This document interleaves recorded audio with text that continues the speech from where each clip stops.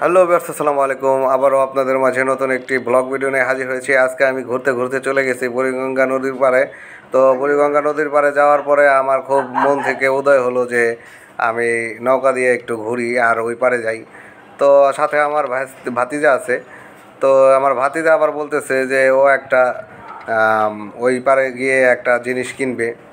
সেটা হচ্ছে আপনার টাং বলে, কাপড় চোপড় রাখবে। ও আবার একটা জব করে, ঢাকাতে থাকে। তো বাসায় চুরি টুরি হয়, এর জন্যে মনে করেন একটা ওই টাং কিনবে। টাং কেনার জন্য এখন যাইতেছি। তো যাওয়ার পরে আমি অনেক এনজয় করলাম। আর ওই যে দেখতে পাইতেছেন যে আগের যে স্টিমারগুলো আছিল, জাহাজগুলো আছিল, সেগুলা অনেক পুরনো।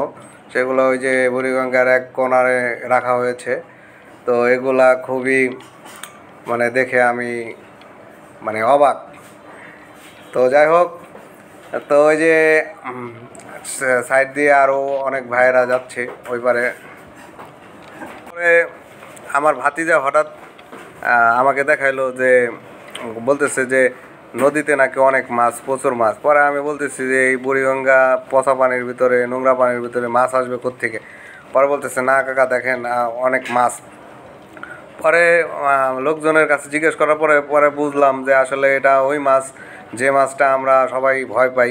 সেই মাছটা হলো এই শাকার মাছ, যেটা মনে করেন যে মানুষের মতো বড় বড় দাঁত আছে, হিংস্র। তো এই মাছ দিয়ে, এই শাকার মাছ দিয়ে একবারে বুড়িগঙ্গা ভরে গেছে। তো যাই হোক, আমরা এই নদীর সৌন্দর্য উপভোগ করতে করতে আমরা নদীর এই পারে চলে আসলাম। তো চলে আসার পরে আমরা নৌকার ভাড়াটা দিলাম, দেওয়ার পরে আমরা নামলাম। নামার পরে আমরা আমাদের গন্তব্যে, আমাদের কাজে চলে গেলাম। তো যাই হোক, আপনারা ঢাকাতে যারা থাকেন অবশ্যই বুড়িগঙ্গাতে আসবেন। বুড়িগঙ্গার পানি আগের থেকে এখন অনেক পরিষ্কার হয়েছে। তো নৌকা দিয়ে ঘুরতে আমার মতো যাদের ভালো লাগে অবশ্যই লাইক, কমেন্ট, শেয়ার করবেন।